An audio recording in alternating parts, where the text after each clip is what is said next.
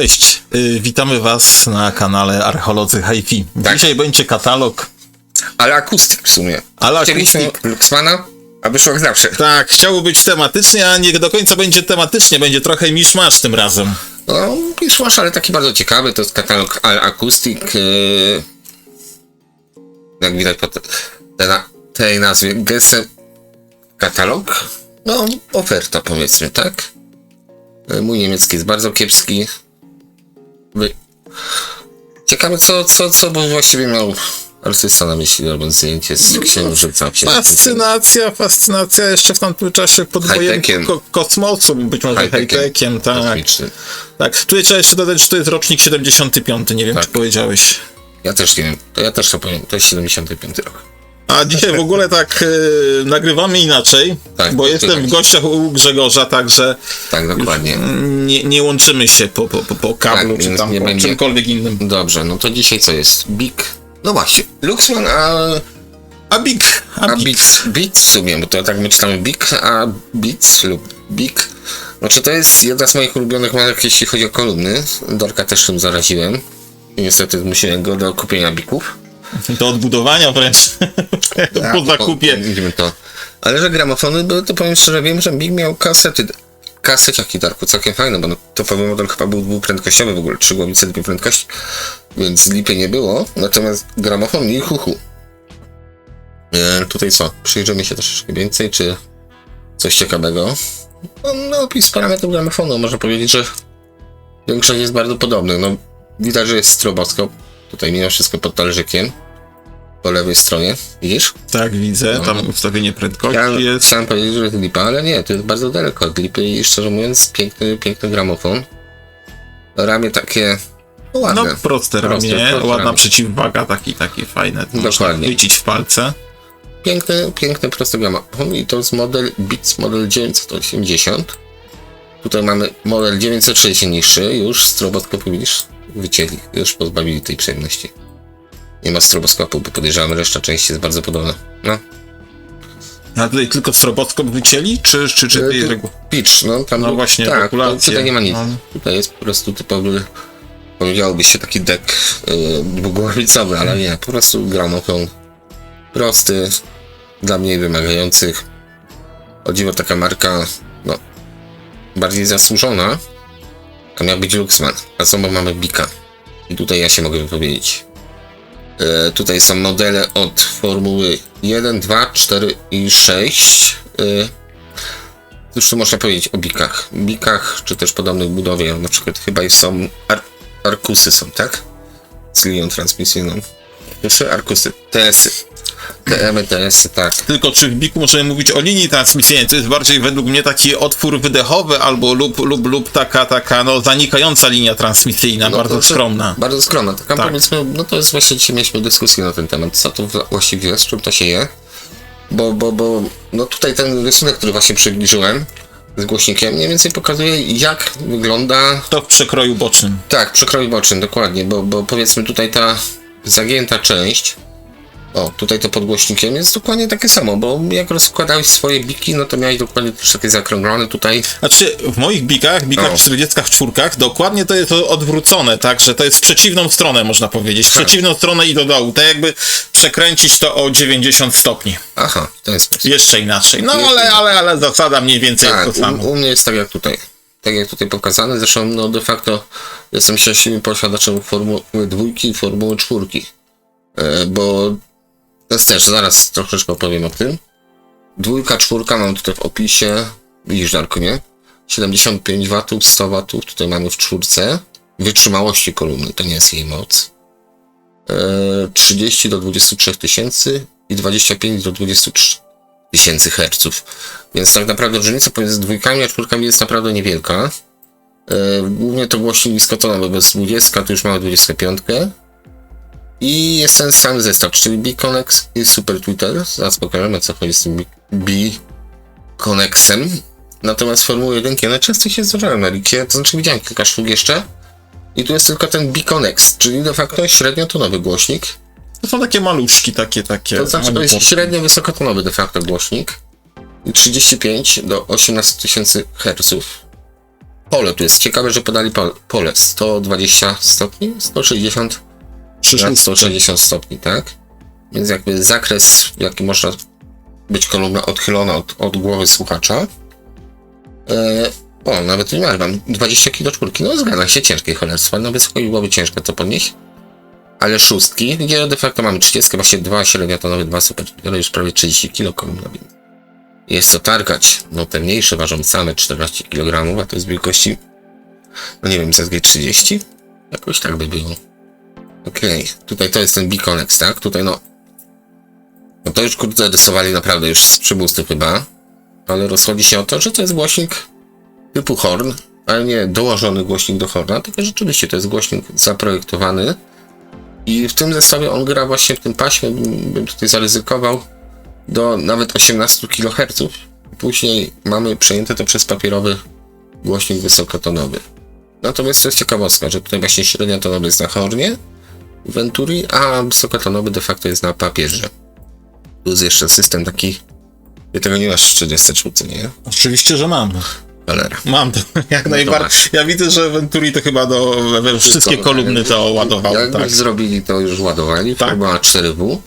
I tu mogliśmy sobie ustawić nastawy de facto, to był wysokotonowy czy średniotonowy, czy ta wyższa część częstotliwości. Możemy sobie ręcznie dostosować. Ja ci powiem, że mam chyba przy 2 częstotliwościach. Średnio wysoko i przy nisko mam osobny potencjometr, mi się wydaje. Aczkolwiek 2 potencjometry masz? tak, raczej tak mi się wydaje. Ja mam tutaj Tak, dawno tam nie zaglądałem, bo ja mam wszystko dostawione, więc jak już postawiłem, to stoi. No, albo tutaj mamy też opcję, przynajmniej tutaj w tych jest przełącznik do trybu automatycznego, do sterowania się, cokolwiek to znaczy. Aczkolwiek tutaj myślę, że kiedyś zajrzymy do zwrotnicy, zobaczymy co tam kryje w środku, może ten przełącznik również. Tutaj jeszcze mam jakieś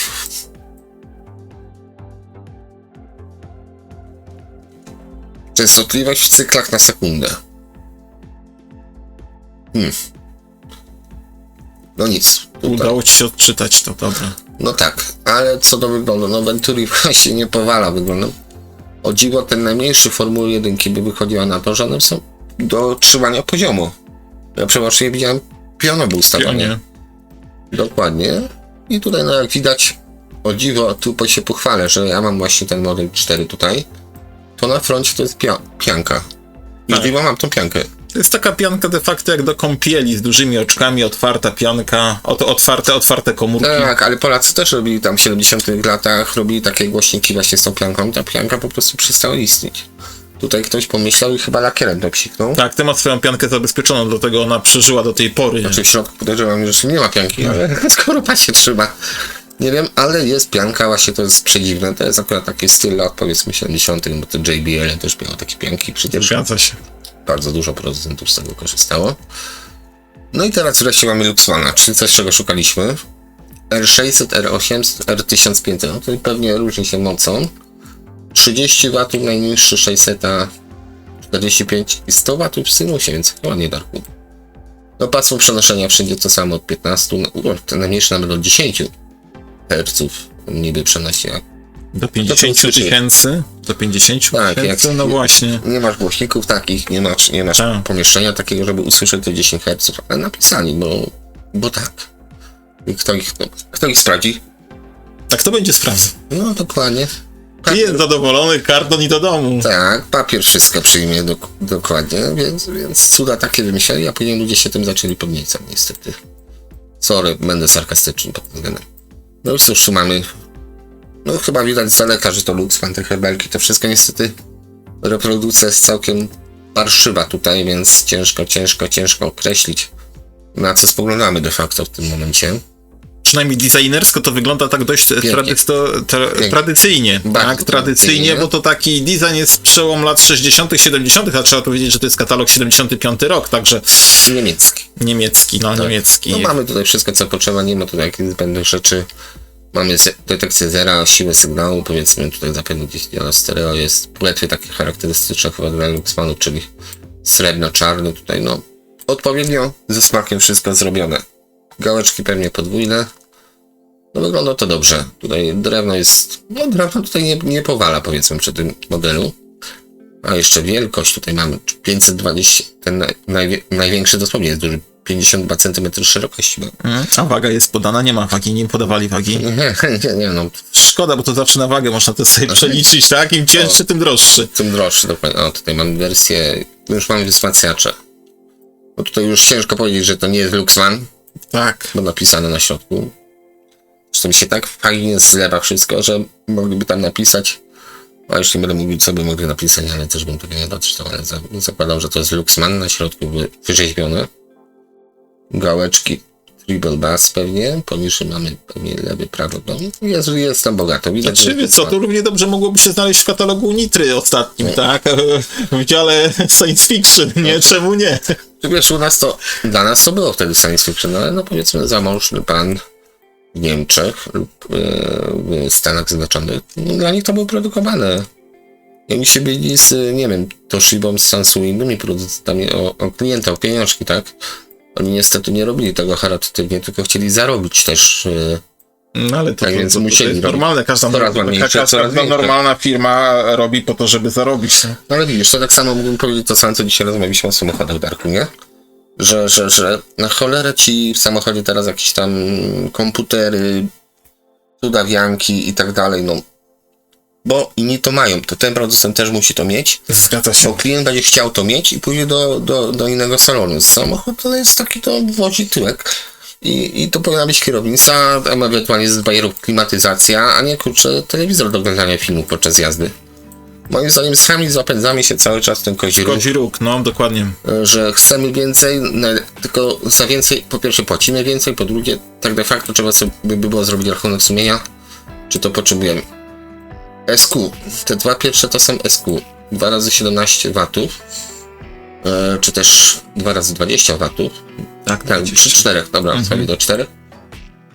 Tutaj SQ707, tu jest SQ707. Tak, tutaj Czy masz. to w zasadzie jest, no zobaczcie, Luxman i 20 watów na kanał tylko. A najwyższy model, czyli ten L100, no 110 watów, no to już jest grubo. Ale w przeciwieństwie do tych amplitunerów mamy tutaj do czynienia z pasmem troszkę okrojonym, bo 20 do 20 tysięcy. Już nie pisali cudów. Może przez to, że są mniejsze, zobacz. No tak, wyświetliło się. No piękne rzeczy, to jeszcze przyjrzymy sobie, co? No gałeczki, płetwy, no tak jak mówiłem, no szkoda, że ta reprodukcja jest taka, ale powiedzmy dzisiaj wyszło na to, że mieliśmy ochotę na Luxmana, wyszło jak zwykle. Okej, następną stronę sobie zobaczymy. Ten nie będziemy podawać, bo po co się denerwować? Nie, tak, dokładnie, nie ma się co denerwować, niepotrzebnie napalać i robić sobie złudne nadzieje. Przynajmniej w naszym wypadku. Tak. Nie wątpię, że oglądając jest na pewno kilka osób, które to miały i bym mógł powiedzieć na temat na przykład tunera, które teraz oglądamy, coś więcej. Te 300, te 110 to ciekawe, bo teoretycznie, no właśnie, ciężko to nawet ustalić, jak to rozstawili. Mamy serię 550, 310. To wygląda, że też projektanci byli z różnych parafii, to znaczy z różnych epok, tak? Tu Tak. po prawej mamy... Jak Kenwood, to wygląda jak tak. Kenwood. Jeszcze do tego malutki ten wskaźnik zsyły sygnału, przepraszam. Z pewnością są to starsze wzory. Starszy wzór. Ten tutaj po lewej to już taki już bardziej znany, bo któryś z amplitunerów ma podobną tej skalę za szkłem. Tutaj jest rozwinięcie tego powyżej.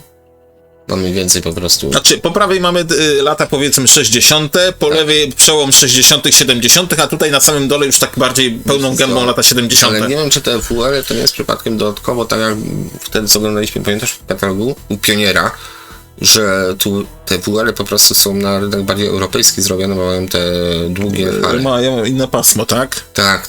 Myślę, że to poprawnie jest właśnie z innym pasmem, a tutaj w ogóle już mamy ciekawe, to przy Jarzeniówce mocniej robili to zdjęcie.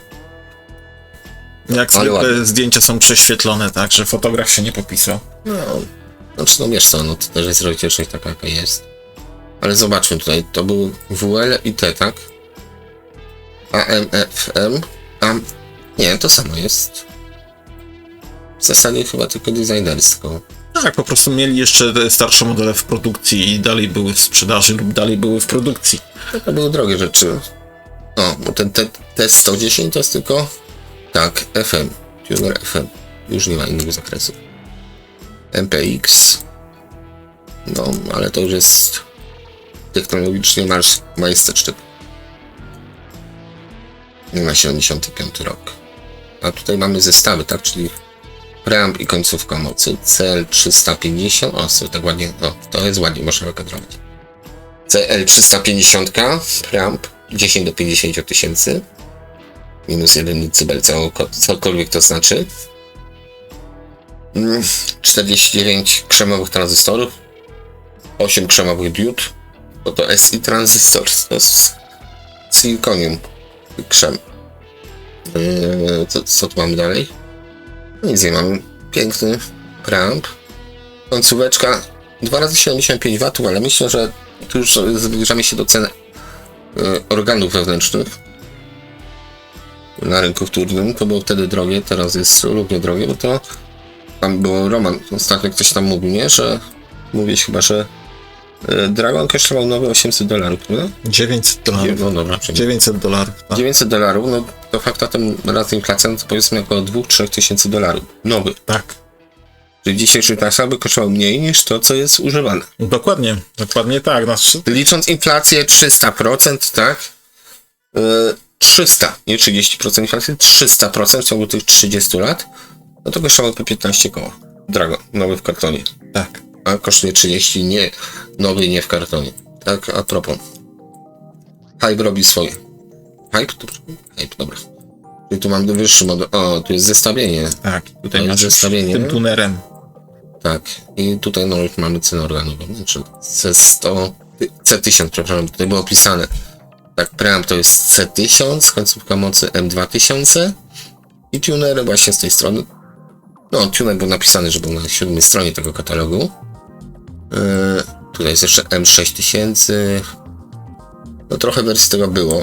Ten chyba będzie za chwilę końcówka mocy. No tutaj z tego co pamiętam, to były regulowane też te wychyły, czy siła sygnału.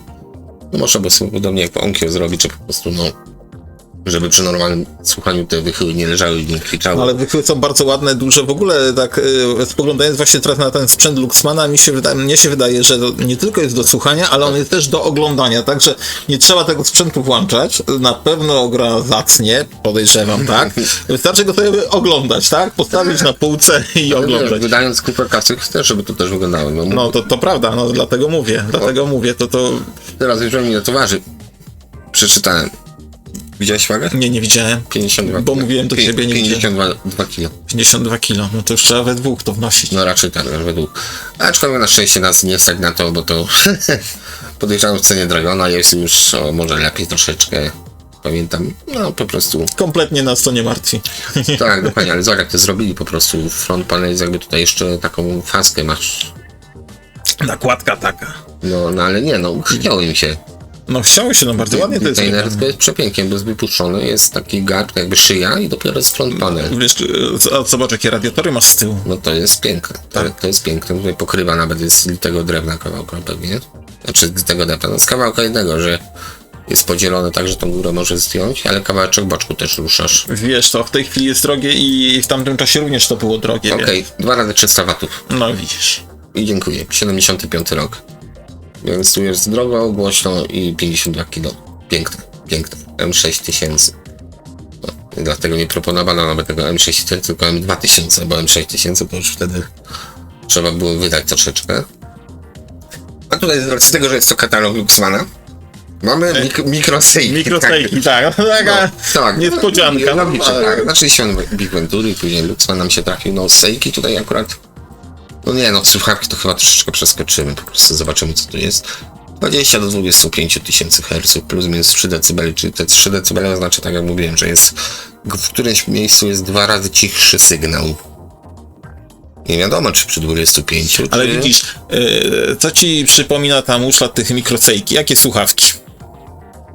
Widzę pustkę, jak ty mówisz, więc wygląda mi to na... Znaczy, to oczywiście nie ma nic z tym wspólnego na pewno, tak? Może projektant się zrobił, ale Sennheisery.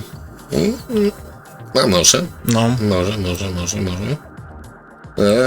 No jest ładnie. Jest ładnie, preamp dedykowany do słuchawek był. Mikromonitory to są. No okej. Słuchawki jeszcze można w dzisiejszy czas zbierać, one tak szaleńczych cen nie mają, bo to już była przesada. 30, Ja już 30 tysięcy widziałem za- vintage'owe słuchawki prawie po 2000 zł, także to też Okej. idzie w tą stronę. Więc dalej mamy do czynienia z mikro. No zapewne mikro to mikrosejki, tak? Mikrosejki. Miejmy nadzieję. Tym bardziej jeśli to jest gramofon, no to można takie założenie poczynić. Załóżmy, że tu pisze mikro, tak? Czyli mikro, no mikrosejki. Taka forma bardziej współczesna na desce. Znaczy nie ma nic tutaj. Bardzo ładne. Skromnie na desce. Dokładnie. Może być dobra cena. Znaczy nie, no mikrosejki zawsze będzie dobrą ceną dla sprzedającego. MR 122, 222 niestety nie zobaczymy za dużo, ale no zobacz tutaj. To co było wcześniej było troszeczkę ciekawsze nawet od tego. Tutaj jest, owszem, jest precyzja, jest wszystko ok. Natomiast nie ma jakichś tam wodotrysków, powiedzmy. No i powiedziałem. 8,5 kg. Wygląda jak pionier troszeczkę. No właśnie, wygląda trochę jak pionier. No Japończyk, co chcesz. No, pytanie, które to raczej mikrosejki dla pioniera. Trzeba by było to zbadać do końca, czy pioniery. Nie pamiętam jakie to ma oznaczenie, ale czy przypadkiem pionier jednak nie ma coś wspólnego z mikrosejki. No najlepiej, żeby to spadać, trzeba było pojechać w którąś sobotę na targ. No. Tutaj, no widzisz, pionier dlatego, że tutaj po lewej stronie masz tylko zmianę prędkości mechaniczną. Ona po prostu podnosi, opuszcza pasek. Masz taką, takie jakby łapki, które opuszczają, podnoszą pasek na silniku. No to tak podobnie jak w magnetofonie szpulowym coś. Nie, dosłownie. Silnik kręci się cały czas No. i tam masz taką łapkę, tak jak dwa palce pokazuje, tak? One podnoszą i opuszczają się. No ale to zasada jest ta sama na przykład w szpulaku. Mechanicznie. Ostatnio też ci się pasek mechanicznie do góry albo Ale tu mówisz o... tak. po grzecionie tym chodzi, nie? No mówisz w przypadku, no akurat Tandberga, trzeba powiedzieć jaki szpulak, tak? Bo to akurat w Tandbergu jest, bo to jest jednosilnikowiec, no to też jest inaczej. Taka i nie miałeś pasków, tylko miałeś koła skaczące.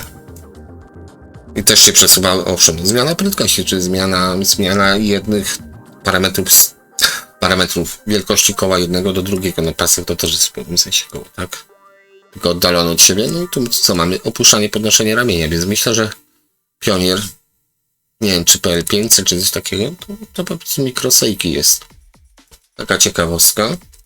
Tutaj następny. No gramofonu tu jest na bogato. CD jeszcze nie było się. No to tu już masz większe opcje wyboru, widzisz.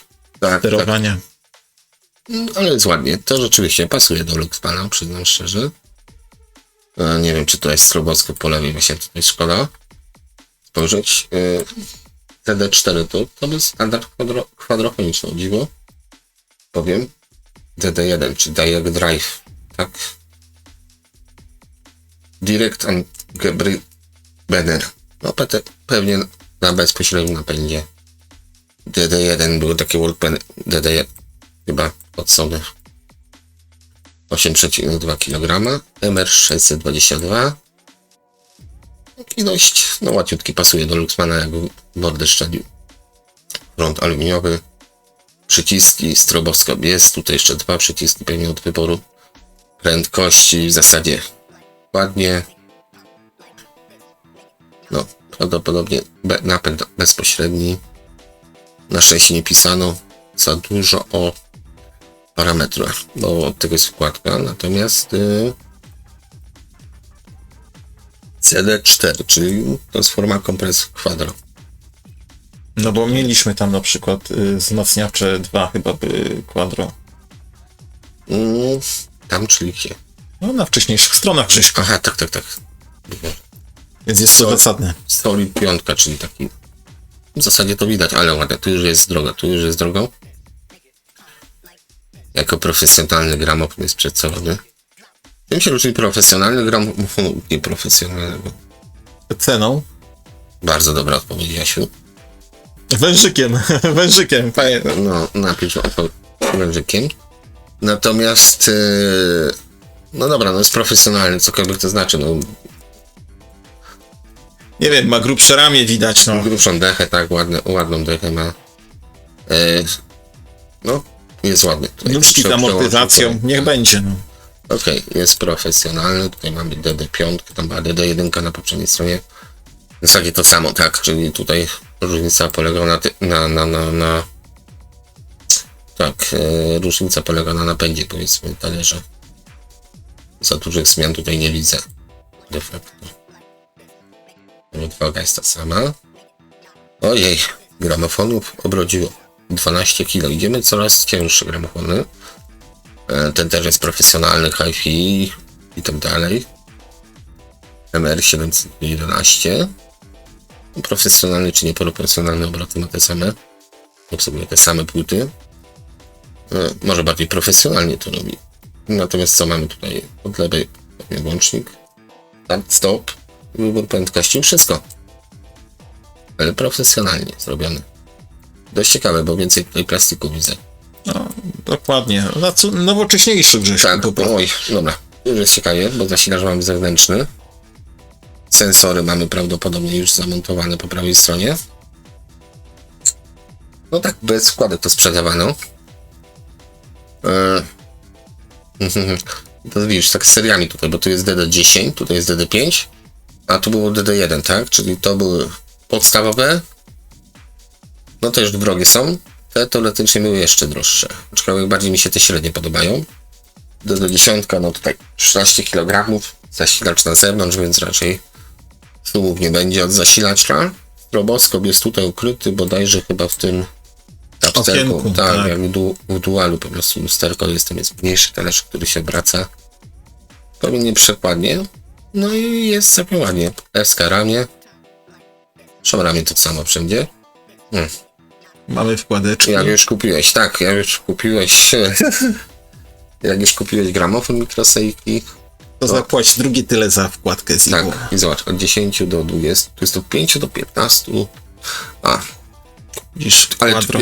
tak, kwadro, dokładnie, od 5 do 50 tysięcy Hz, bo chyba ta kwadrofonia, ona też była zapisywana, nie czytałem za dużo tych standardowych, ale właśnie ten odcinek pasma, powiedzmy, on był kodowany w cudzysłowie w tych wyższych częstotliwościach niesłyszalnych. Że miałeś jakby dodatkowe tylnie głośniki gdzieś tam ukryte i trzeba było to odkodować, czyli ten sygnał, i dopiero zakodować. Bo mimo wszystko w wkładkach chodzi tylko lewo, prawo. No tam były jeszcze opcje takich wkładek, co tam były dodatkowe, jakieś tam odczyt jeszcze góra-dół, nie pamiętam, jak to było. No ale ciężko po prostu z płyty analogowej było uzyskać dźwięk kwadrofoniczny. Trzeba było się nagimnastykować. Tutaj zauważ, że tutaj tylko jest jedna wkładka quadro, tak? A tych 75. sprzętów było znacznie więcej, natomiast wkładkę jedną zrobili do tego wszystkiego. 3 eliptyczne, jedna zwykły. Widać, tak do końca nie byli przekonani. Zresztą to jak szybko się urodziło, tak i szybko zmarło, więc z drugiej strony nie ma się czemu dziwić. To już, no dokładnie to parę lat tylko było. Ramię. O, tu mamy usuwacz kurzu, czy Tak. pędzelek. Nie cierpię tych nóżek, one są tak obleśne. No nóżki z amortyzatorami. Tak, nóżki są ascensora. MSB1. Tutaj mamy MSB0. No to Czyli inne nóżki. te zero to chyba takie bardziej tańsze. Zwykłe plastiki po prostu. A tutaj jeszcze przed nagraniem nas zaciekawiło, na co patrzymy. Natomiast patrzymy też na Luxmany. De facto. Tak?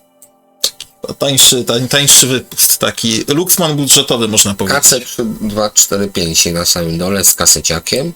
To jest z całą pewnością Luxman. KC3245. No tu już się nie bawili w podawanie mocy.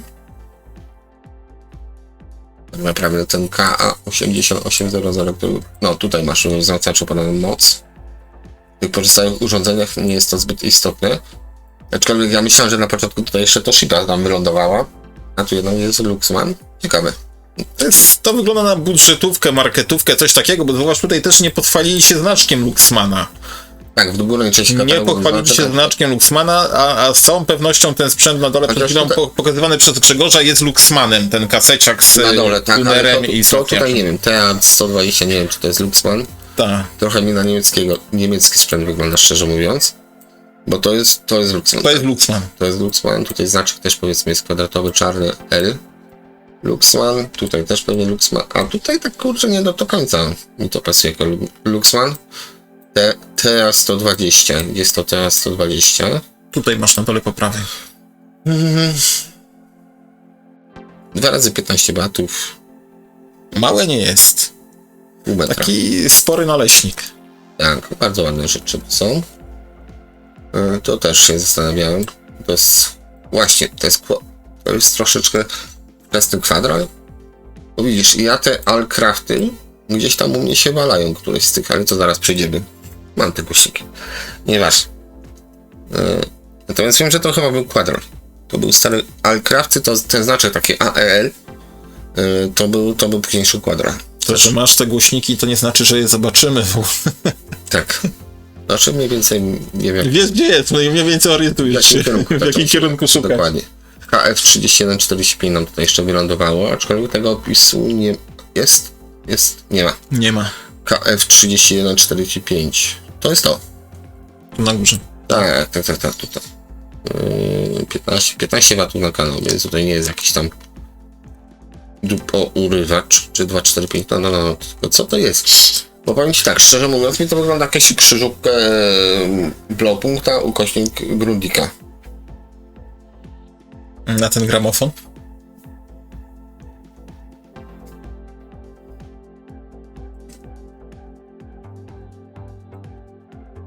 Też może być Grundik akurat, albo Perpetuum Ebner.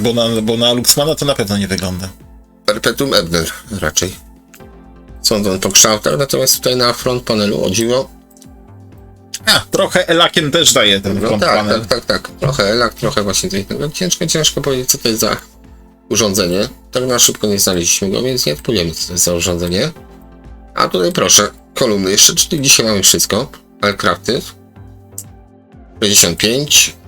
I tam patrzę na ten dół, bo tutaj 50 i 30 do 16 kHz, mniej więcej. I po co to nazywać hi-fi boxami, skoro jest od 30 do 16 tysięcy Hz, tak? No bo pierwszy standard hi-fi to było mniej więcej takie pasmo, to nie było 20 do 20 tysięcy, później on ewoluował, zmieniał się, ale to wystarczało. Ja mam takie głośniki, bo tutaj są nawet szerokopasmowe, podejrzewam, ten tutaj jest jeden głośnik.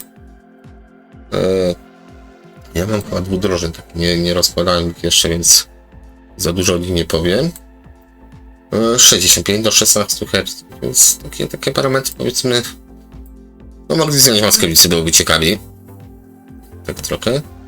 A tu już zdjęli i tu jest ciekawe. Tu jest lepiej.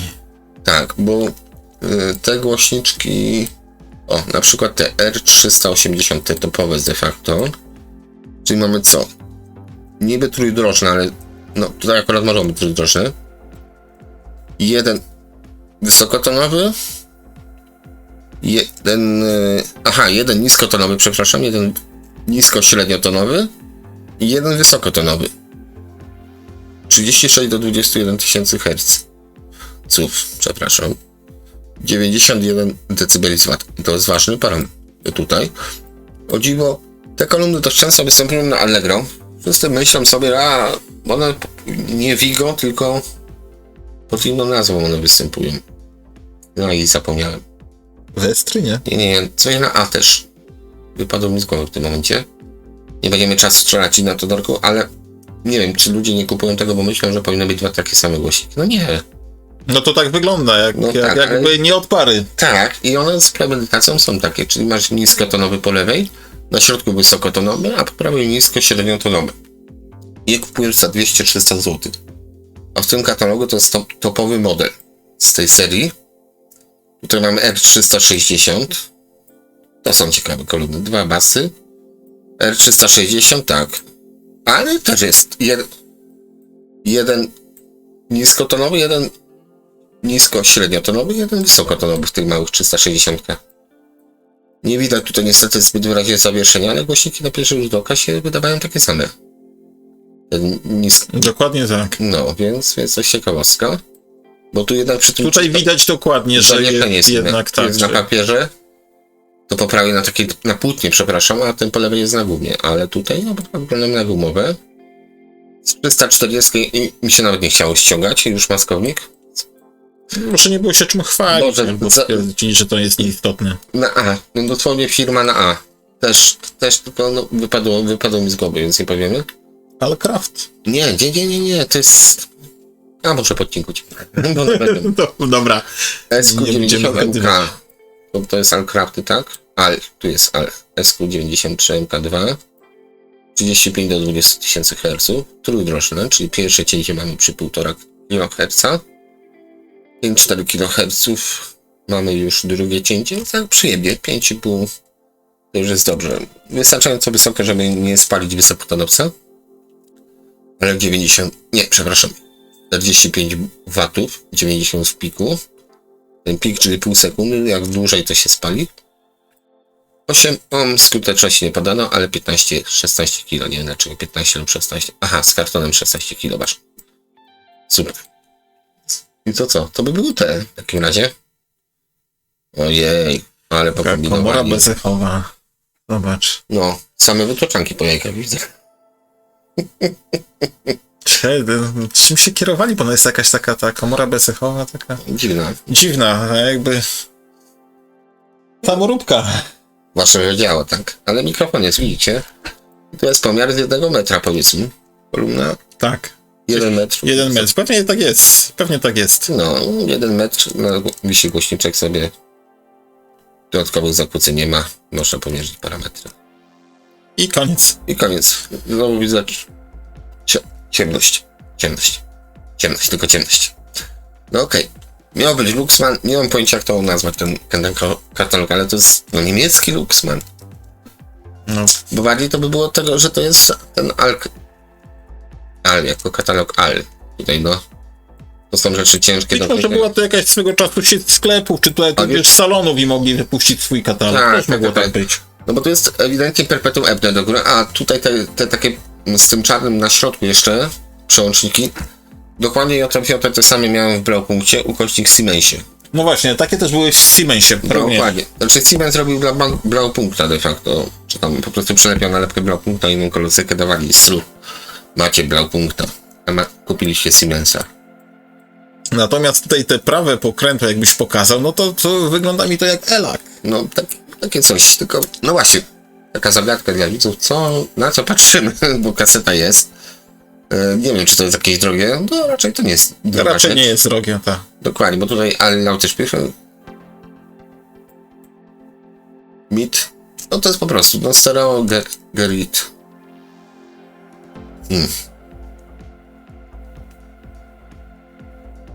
No ciekawe. Luxman był w każdym razie. Odklepany. Luxman był, Big Venturi było, Microcejki było łącznie ze słuchawkami. Tak, ja bym się jeszcze tym gramofonem przejrzał, ale to chyba nie na wizji już później. Wiadomo, no Luxman to nawet jakoś inaczej się mówi, to słyszałem jakieś mowy. Laxman. Laxman. Tak, po angielsku, tak, Laxman, tak.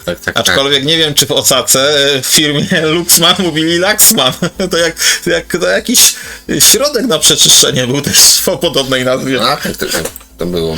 Było. No dobrze, no tutaj takie rzeczy, no nie ma takich rzeczy tutaj, które są przykupujące oko, bo na przykład w latach 80. bardzo eksperymentowałem z tym technologią, było dużo wszystkiego. Tutaj nie ma dużo wszystkiego. To jest prawilnie aż boli. Czysta formowa, no ale mówię, no bardzo ładne. I żadnych sprzęty. kaseciaków. No i niestety nie ma kaseciaków. Dokładnie. Więc jeszcze nie robili. Venturi też. Czemu nie pokazano głośników w środku? Czemu oni w kolorze tego zdjęcia nie dali, to mnie w ogóle zastanawia. Znaczy, Może to wiesz, my cały czas mamy to akustyk mamy do czynienia, więc być może akurat mieli takie zdjęcia, jakie mieli tutaj, dostali to od Amerykanów, czy tam, no faksem raczej tego nie przysłali Amerykanie, więc poklejali to, co mieli, po prostu czarno-białe i do widzenia, tak? To tak jakby wychodziło, że przecież to jest kolorowe, no.